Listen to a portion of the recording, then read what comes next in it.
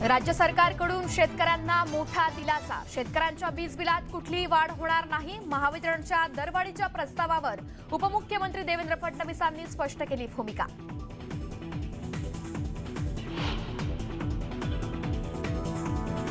Love जिहादच्या मुद्द्यावरून विधानसभेत गदारोळ। मंगलप्रभात लोढांनी चुकीची आकडेवारी दिल्याचा विरोधकांचा आरोप। लोढांनी माफी मागण्याची अबू आझमींची मागणी।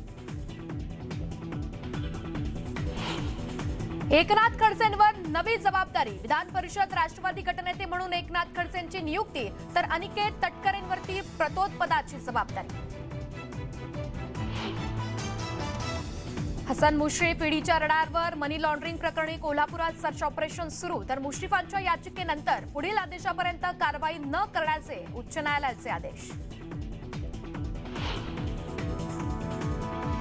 साई रिसॉर्ट प्रकरणी ईडीची कारवाई। उद्योजक सदानंद कदम ईडीच्या ताब्यात। सदानंद कदमांना घेऊन पथक मुंबईकडे रवाना। सांगली ई-पॉस प्रकरणाची विधानसभेत दखल। मशीनमधून जातीचा रकाना काढण्यासाठी राज्याचं केंद्राला पत्र, तर जातीची विचारणा नाही तर केवळ वर्गीकरण केलं जात असल्याचं कृषी विभागाचं स्पष्टीकरण।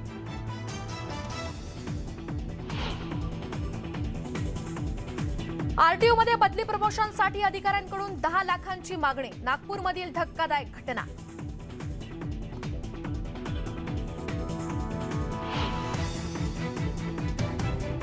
मुलांना कॉपी करू द्या नाही तर जीवे मारू। जालना जिल्ह्यातील धक्कादायक प्रकार। पालकांनी दिलेल्या धमकीनंतर शिक्षक धास्तावले।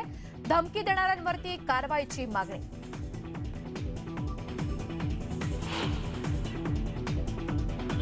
नवी मुंबईत द्राक्ष विकण्यासाठी आले असताना पालिका अधिकाऱ्यांनी अडवणूक केल्याची शेतकऱ्यांची व्यथा। सरकारकडे मागितली दाद।